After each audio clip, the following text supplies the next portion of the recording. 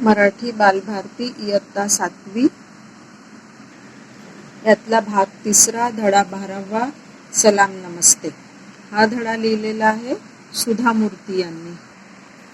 याचं पान क्रमांक आहे 55। हा लिहिला आहे धडा सुधा मूर्ती। प्रसिद्ध लेखिका वाईज अँड अदरवाईज, सामान्यातले असामान्य, अस्तित्व, आजीच्या पोतडीतल्या गोष्टी, आयुष्याचे धडे, गिरवताना बकुळ्या, गोष्टी माणसांच्या इत्यादी पुस्तके प्रसिद्ध। प्रस्तुत पाठ जो आहे पुण्यभूमी भारत या कथासंग्रहातून घेतलेला आहे आणि सुधा मूर्ती यांच्या हा इंग्रजी कथासंग्रहाचा मराठी अनुवाद लीला सोनी यांनी केलेला आहे। आता या पाठाचा परिचय असा आहे की गरीब परिस्थितीत असलेला एक शेख मोहम्मद हा कष्टाळू वृत्तीचा असतो आणि या छोट्याशा दुकानदाराचं चित्र या पाठामध्ये रेखाटलेलं आहे। शेख मोहम्मद आणि त्याची बहीण जुबेदा यांची माणुसकी आणि प्रामाणिकपणा या गुणांचा प्रत्यय आपणास या धड्यामध्ये येतो आणि या धड्यामध्ये जी मूल्य किंवा शिकवण आपल्याला मिळाली आहे, कष्टाळू वृत्ती, प्रामाणिकपणा, समंजसपणा, माणुसकी या नैतिक मूल्यांची जोपासना विद्यार्थ्यांनी कशी करावी असा संदेश ही कथा आपल्याला देते। तर आता आपण हा धडा बघूया।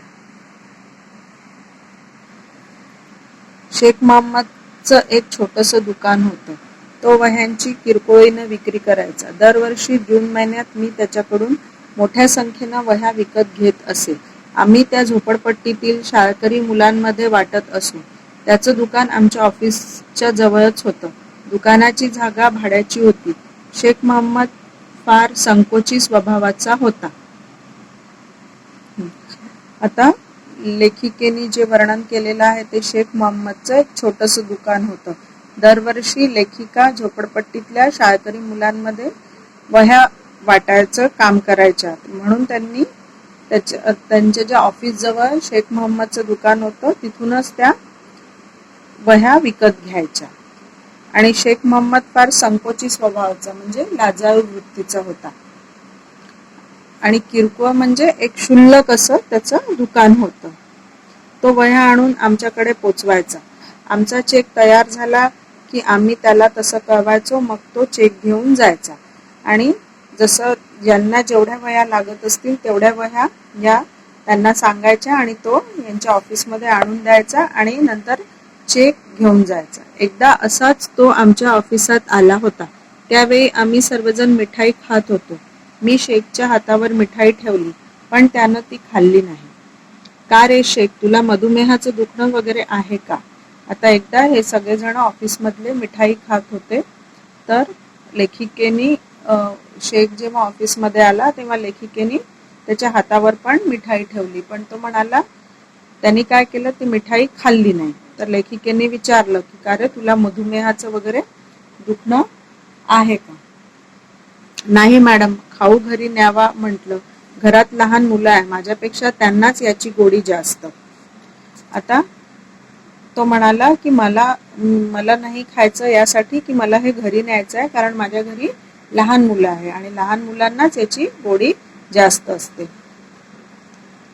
तुला किती मुलं आहेत मी विचारलं। ती तेवढीशी मिठाई घरी जाऊन पुरली असती की नाही कोणास ठाऊक।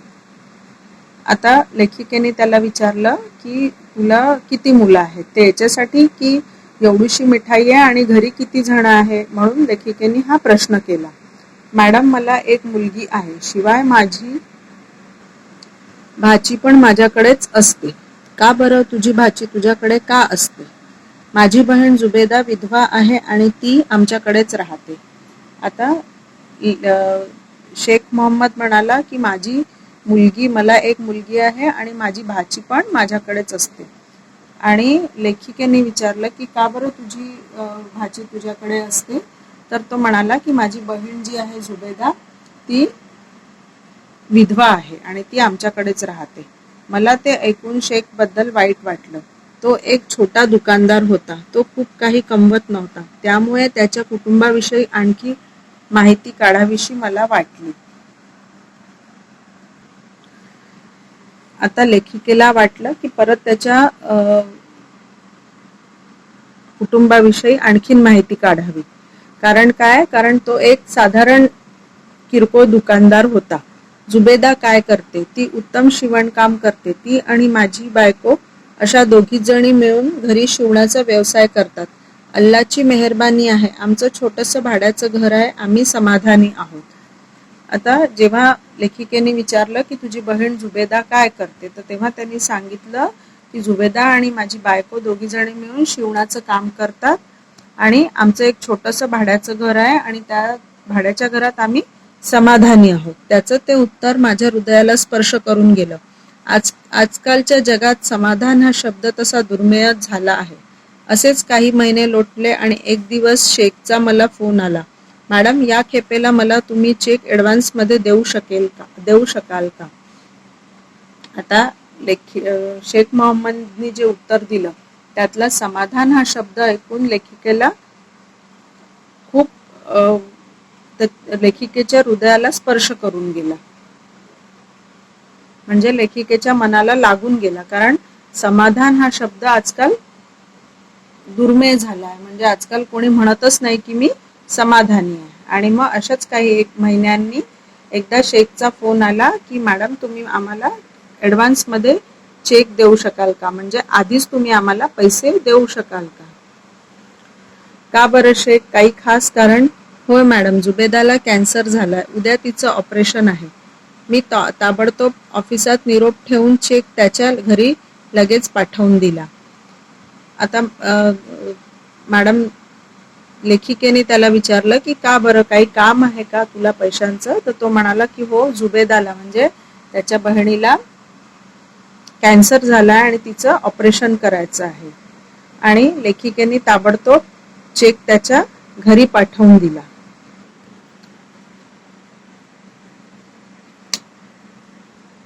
पण त्याच्याबद्दल मनात विचार येऊन मन उदास झालं.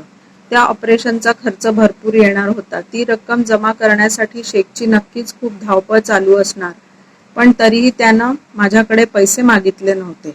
आता लेखिकेच्या मनात विचार आला आणि तिला खूप उदास वाटलं. उदास याच्यासाठी वाटलं की कॅन्सरच्या ऑपरेशनचा खूप खर्च येणार होता आणि तरीही त्यांनी फक्त ॲडव्हान्समध्येच पैसे मागितले होते, उसने पैसे मागितलेले नव्हते. अनुभवानं मला बरंच काही शिकवलं आहे. आपल्या स्वतःच्या हिऱ्याच्या कुड्या पर्समध्ये लपवून गोरगरिबांसाठी निधी गोळा करायला आलेल्या बायका मी पाहिल्या आहेत. आपल्या मुलांना शिष्यवृत्ती मिळावी म्हणून ती मुलं अनाथ असल्याचं सांगताना चांगल्या सधन कुटुंबातल्या आई वडिलांना मी पाहिलंय. आता लेखिका म्हणाली की अनुभव जो असतो, म्हणजे अनुभवानं मला खूप शिकवलेलं आहे. कारण काही काही लोक नुसतंच दिखावा म्हणून समाजकार्य करतात. जसं घरी सगळं चांगलं असताना सुद्धा आपले मुलं अनाथ आहे असं दाखवतात आणि शिष्यवृत्ती घेतात. कितीतरी माणसं फाउंडेशन कडून मदत पदरात पाडून घेण्यासाठी आपल्या आईला निराधार ठरवून मोकळी होतात, हेही मी पाहिलंय. आणि आपल्या आईला निराधार ठरवतात आणि कितीतरी लोक फाउंडेशन कडनं मदत घेतात. जर एखाद्या व्यक्तीला मदत मिळाली नाही तर ती व्यक्ती आयुष्यातून उठेल असं आम्हाला ज्या कुणाबद्दल वाटेल त्यालाच फाउंडेशन मदत करेल असा माझा नेहमी आग्रह असतो. आता एखादी व्यक्ती आयुष्यातून उठेल म्हणजे खरंच एखादी व्यक्ती आयुष्यातून उठेल म्हणजे मरण पावणे, म्हणजे असं एखादी व्यक्ती असली तरच त्याला आमची फाउंडेशन मदत करेल असा लेखिका म्हणते की माझा नेहमी आग्रह असतो. मी शेखला फोन केला. शेख, मला एक सांग, या ऑपरेशनच्या पैशाची व्यवस्था केली आहेस तू? मॅडम, मी जुबेदाचे आणि माझ्या बायकोचे सगळे दागिने विकले आहेत, शिवाय बँकेकडूनही कर्ज घेतलेलं आहे. आता लेखिकेने मोहम्मदला फोन करून विचारलं की तू पैशाची सोय कशी काय केली आहे? तर त्यांनी सांगितलं की मी जुबेदाचे आणि माझ्या बायकोचे सगळे दागिने विकले आहे आणि शिवाय बँकेकडून थोडंसं कर्जही घेतलेलं आहे. शेख, तू आम्हाला का नाही मदतीसाठी विचारलंस? मॅडम, मला निदान एवढं तरी परवडतंय, पण आणखी कित्येक लोक आमच्याहून गरीब असतात. माझ्यापेक्षा त्यांना तुमच्या मदतीची जास्त गरज आहे. तर लेखिकेने शेखला म्हटलं की तू आम्हाला का नाही मदतीसाठी विचारलं. त्याच्यावर शेख म्हणाला की मॅडम, माझ्यापेक्षा कितीतरी लोक गरीब असतात, त्यांना तुमच्या मदतीची जास्त गरज आहे. त्याचं ते उत्तर ऐकून मन हेलावलं म्हणजे मन गलबलून गेलं. जास्त काही न बोलता मी त्याला दुसऱ्या दिवशी हॉस्पिटलची सर्व कागदपत्र घेऊन येण्यास सांगितलं. मी त्याला पुढे काही बोलायची संधीच दिली नाही. आणि दुसऱ्या दिवशी लेखिकेने त्याला सगळे कागदपत्र घेऊन हॉस्पिटलचे कागदपत्र घेऊन ऑफिसमध्ये बोलवले. दुसऱ्या दिवशी सकाळी सगळे कागदपत्र घेऊन तो ऑफिसात आला. मी त्याला थोडा वेळ थांबायला सांगितलं. सगळी कागदपत्र नीट तपासून पाहिली आणि नंतर त्याला 50,000चा चेक लिहून दिला. त्याचे जे कागदपत्र तो घेऊन आला होता ते सगळे लेखिकेने तपासली आणि त्याला 50,000चा चेक लिहून दिला. त्याच्या चेहऱ्यावर आश्चर्य होतं. मॅडम, तुमच्याकडून एवढे पैसे मिळतील असं मला वाटलंच नव्हतं. तुम्ही माझ्या संकटात आपलं माणूस समजून मदतीला धावून आले आहात. आता मदतीला धावून जाणे म्हणजे तत्परतेने मदत करणे. आणि त्याच्या चेहऱ्यावर खूप आश्चर्य होतं. म्हणजे त्याला खूप नवल वाटलं की त्याला अपेक्षाच नव्हती की मॅडम त्याला असं एकदम एवढे पैसे देतील. हे असलं बोलणं मी सहसा फारसं मनावर घेत नाही. जेव्हा कधी मी गरजूंना मदत करते तेव्हा ते मला असं काहीतरी म्हणतातच. पण एकदा त्यांची गरज भागली, संकटातून मुक्तता झाली की ते बोलण्याचेही कष्ट घेत नाही. तर त्याच्यावर नंतर लेखिका असं म्हणतात की हे मी कधी मनावर घेत नाही, कारण एकदा त्यांची गरज भागली की ते बोलतही नाही, म्हणजे बोलण्याचे कष्टही घेत नाही.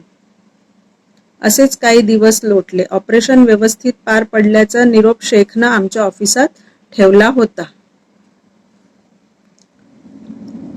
त्यानंतर बरेच दिवस त्याच्याकडून काहीच बातमी कळली नाही. आमचंही त्याच्याकडे काही काम निघालं नव्हतं.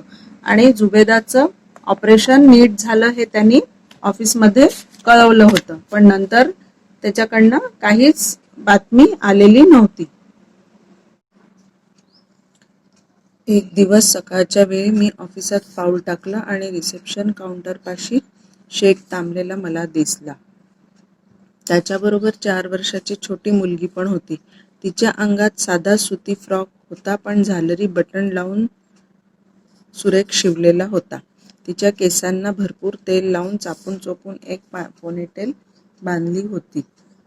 आता एक दिवस सकाळीच लेखिका जेव्हा आपल्या ऑफिसमध्ये पोचल्या तेव्हा त्याला शेख भेटायला आला होता आणि त्याच्यासोबत एक 4 वर्षाची मुलगी पण होती. आणि तिने पण अगदी साधाच पण व्यवस्थित असा फ्रॉक घातला होता आणि केसांना व्यवस्थित तेल लावून चापून चोपून एक पोनीटेल बांधलं होतं. पोनीटेल म्हणजे काय की एक केस बांधण्याची पद्धत, म्हणजे अशी एक घोड्याच्या शेपटीसारखी एक केस बांधण्याची पद्धत. शेखचा चेहरा दुःखी दिसत होता. काय शेख, कसा आहेस तू? तुला भेटीची वेळ वगैरे दिली होती की काय? सॉरी मॅडम, 2 आठवड्यापूर्वीच जुबेदा गेली. तुम्ही तिला इतकी मदत केली, पण तिचं नशीबच खोटं. खरं तर तुम्हाला येऊन भेटायची, तुम्हाला सलाम करायची इच्छा होती हो तिची, पण अल्लानं तिला नेलं. मी तिच्या मुलीला घेऊन आलोय, ही तबस्सुम. आता लेखिकेने त्याला विचारलं की कसा काय शेख तू आला, तुला भेटीची वेळ वगैरे दिली होती का? तर त्याच्यावर तो म्हणाला की सॉरी मॅडम, 2 आठवड्यापूर्वी जुबेदा गेली. म्हणजे जुबेदाला कॅन्सर झाला होता, कर्करोग झाला होता, तर ती गेली आणि तिला तुम्हाला भेटायची इच्छा होती, पण तशी वेळच आली नाही. आणि ही तिची मुलगी आहे, तिचं नाव आहे तबस्सुम. मी तबस्सुमकडे पाहिलं. हे एवढं मोठं ऑफिस, ही सभोवतालची एवढी सगळी अनोळखी माणसं, ती बिचारी बावरली होती. आता तबस्सुमकडे जेव्हा लेखिकेचं लक्ष गेलं, म्हणजे त्यांनी पाहिलं, तेव्हा ते एक छोटीशी मुलगी ते एवढ्या मोठ्या ऑफिसमध्ये आलेली आणि सगळे आजूबाजूला अनोळखी लोक होते, तर ती बावरली, म्हणजे ती गोंधळलेली होती. त्या अनाथ मुलीकडे पाहून मला वाईट वाटलं. आपल्या नशिबात काय वाढून ठेवलाय याची तिला कल्पनाही नव्हती. म्हणजे त्या तबस्सुमकडे पाहून लेखिकेला फार वाईट वाटलं की तिच्या नशिबात काय वाढून ठेवलं, म्हणजे तिच्या वाट्याला हे काय आलं हे त्या लहान मुलीला माहिती सुद्धा नव्हतं.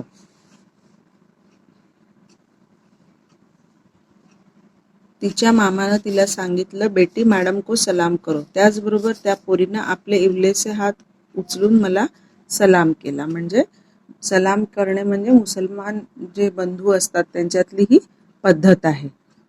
तर तिच्या मामाने तिला जेव्हा सांगितलं तेव्हा तिने त्या मॅडमकडे म्हणजे लेखिकेकडे बघून सलाम असं केलं. माझ्या तोंडून शब्द फुटेना. शेखर डाव्या हाताच्या बोटाने डोळे पुसले. शेखनं डाव्या हाताच्या बोटाने डोळे पुसले आणि खिशातून एक पाकिट काढलं. मॅडम, हे तुमच्यासाठी आहे. जुबेदानं पाठवलाय. मला यायला उशीर झाला त्याबद्दल सॉरी हूं. आता तोंडून शब्द न फुटणे म्हणजे काय की बोलता न येणे, बोलती बंद होणे. आता त्या छोट्या तबस्सुमकडे पाहून मॅडम म्हणजे लेखिकांना काय बोलावं हे सुचत नव्हतं. तर शेखनं आपल्या डाव्या हाताने डोळे पुसले आणि खिशातून एक पाकिट काढलं.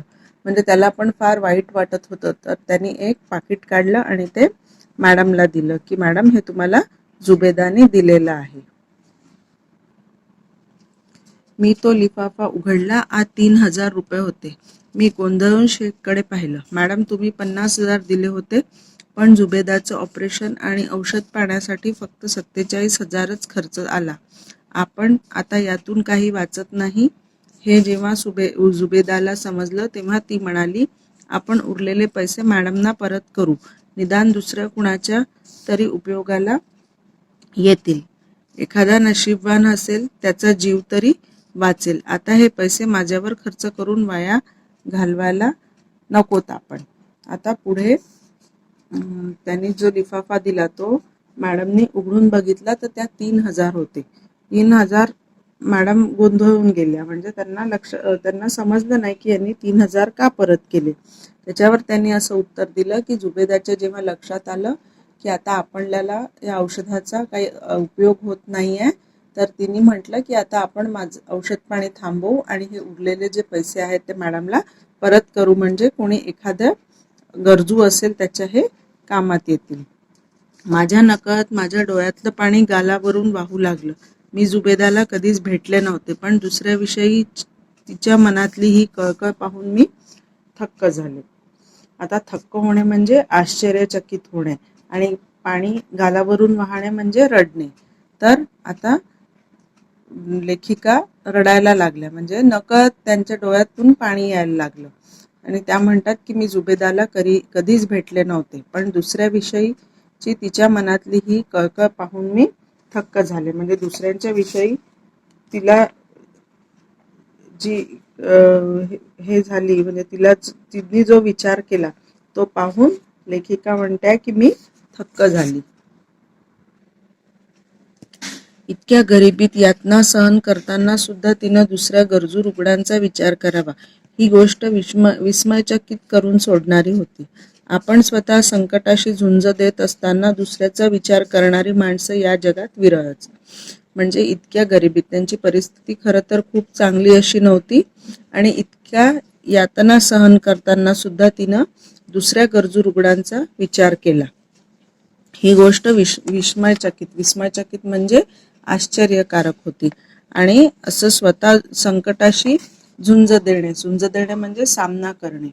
तर करत असताना तिने दुसऱ्यांचा विचार केला. तशी माणसं या जगात विरळच म्हणजे कमीच. इथे तुमचं शिक्षण, भाषा, जातपात, धर्म या कशाचा संबंध नसतो. त्यासाठी हृदयात अपार करुणा असावी लागते. करुणा म्हणजे दया असावी लागते. तेव्हाच या सगळ्या गोष्टी साध्य होऊ शकतात. मी तो लिफाफा तसाच शेखला परत देऊन म्हणाले, हे पैसे तबस्सुमसाठी आहे. अल्लाची तिच्यावर मेहरबानी असू दे. आणि लेखिकेने ते पैसे शेखला परत केले आणि म्हटलं की हे पैसे तबस्सुमसाठी आहे. तिच्यावर अल्लाची मेहरबानी म्हणजे तिच्यावर नीट मेहरबानी असू दे, म्हणजे वरदहस्त असू दे, देवाचा वरदहस्त असू दे. तिला नीट शिकू दे. तुला जर काही मदत लागली तर प्लीज मला सांग आणि तिला नीट शिकव. आणि जर का आणखीन तुला काही मदत लागली तर मला सांग. इतरांविषयी करुणेची भावना बाळगण्याच्या बाबतीत ती आपल्या आईच्याही 4 पावलं पुढे जाऊ दे. म्हणजे तिची आईला जी लोकांविषयी करुणा होती, जी दया वाटत होती, त्याच्याही पुढे त्या तबस्सुमला जाऊ दे. आपली ही जी भूमी आहे ना, ती श्रीमंत का आहे माहीत आहे? सोन्याच्या किंवा हिऱ्याच्या खाणी तिच्या पोटात आहेत म्हणून नव्हे, या जुबेदासारख्या लोकांमुळेच तिचं ऐश्वर्य वाढणार आहे. तर आपली ही जी भूमी एवढी महान का बरं आहे? कारण तिच्या पोटात सोन्याचे किंवा हिऱ्याच्या खाणी आहे म्हणून नाही, तर जुबेदासारखे माणसं या आपल्या देशात आहेत म्हणूनच आपली भूमी एवढी महान आहे. तबस्सुम नुसती तिथे बसली होती. तिला काहीच कळत नव्हतं. माझे शब्द पचनी पडणं शेखलाही कठीण जात होतं. म्हणजे मी जे बोलली ते शब्द पचनी पडणे म्हणजे मनापासून बोलणे, समजणे किंवा कळणे. मी जे बोलली ते शेखला सुद्धा कठीण समजणं कठीण जात होतं. आणि तबस्सुम तर फारच लहान होती.